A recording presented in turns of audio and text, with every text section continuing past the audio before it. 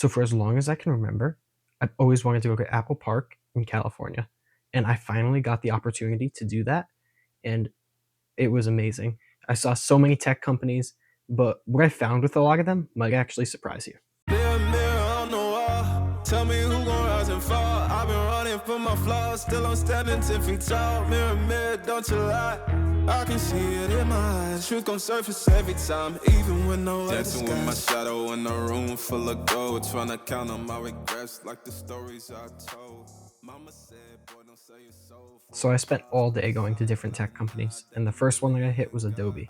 And I was really surprised at how big it was, because when you think of Adobe, you don't think of them as a mainstream company like Microsoft, Apple, or Google, but it was pretty large. They have a whole campus area, and they had these big pillars outside their main building that had all this like art on it that really like resonated with their apps.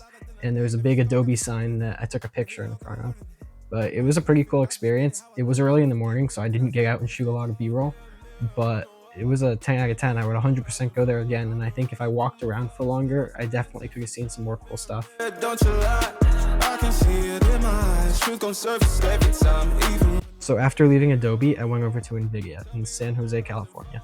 And it was really locked down there. There was security guards everywhere. You definitely couldn't get inside to take any pictures. But their two main buildings are called the Endeavour and the Voyager, both named after ships from Star Trek. And the security guards make sense because they're literally one of the most valuable companies in the world.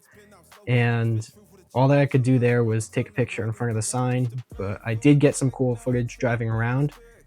But yeah, still a cool company. I wish I could have done more there, look around more. Saints in the crisis, but that goes once. Still alright. So after NVIDIA, I went to Apple Park. Now, I was really excited for this since Apple's like literally one of my favorite companies. I love almost all their products. I use so many of them every day, and I was really excited for this, but you can't actually see Apple Park from their visitor center. You can kind of see it through trees, but the entire like Apple Park circle is surrounded by trees. Their Apple store there was actually really, really nice. They had a ton of cool merch. I actually got this pen there. It has a little Apple logo on it. I have another black one somewhere. I did have lunch at Apple Park. They have a small cafe that you can go to, and it's a pretty limited menu, but I got a Caesar salad and it was actually really, really good. But besides from that, there wasn't too much to do there. The rooftop terrace was really nice to just go up to and like chill out on. Even though you can't see the park, it's very like Zen themed, very modern looking. And they have a room with a big AR map that you usually can point iPads at and like look around, like a virtual tour of Apple Park, but that was under renovation, so unfortunately I couldn't see that.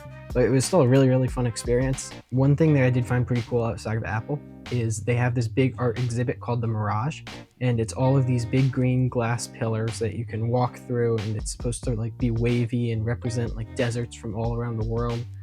It's a very Apple-y exhibit, if that makes sense.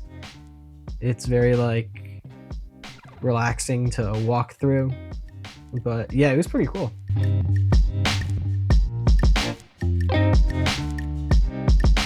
And so after Apple, I went over to Google, and I wasn't expecting much from Google, but theirs was a lot more spread out than Apple. And when you're walking from their parking garage to their actual like visitor center, you can see the Google headquarters, which I thought was really, really cool. It's pretty big also. I think they call it the Googleplex, and that could be another building. I know there's something there called that. And they also had an outdoor walkthrough thing, and I actually like theirs a little bit more. It's called the Halo, and it's all these like stained glass pieces that I think it's supposed to represent something with like film photography. But it was awesome to shoot a video inside. It looks amazing. But inside Google, they had a cafe just like Apple. They also had a Pixel store for their phones and some more merch. I didn't get anything there because I had just gotten a ton of stuff at Apple. So Google's was very like relaxing, just like Apple's. A lot more naturey though, more outside seating and more outside focused stuff. They had these big pinwheels that are like the Google Photos logo. And in their cafe, they had a much bigger menu. I got a coffee there called the Engineer, and it was some coffee with honey in it, and I wasn't sure about it when I ordered it, but I wanted to try it because, you know, when am I going to be in California again? And it was really good. I kind of wish I got another one before I left, but yeah, all good things to say about Google.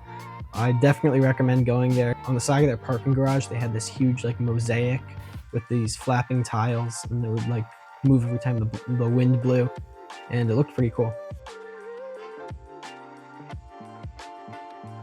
Now, I spent most of my day at Apple and Google just kind of hanging out, taking it all in, and so after that, I went over to Microsoft, where I don't think it's their actual headquarters, but they do have an office in California, and you couldn't really do anything there. I got some cool pictures. I got this one, which I love, in front of the sign. And yeah, so there's not much to say about that one. But after Microsoft, I went to Meta.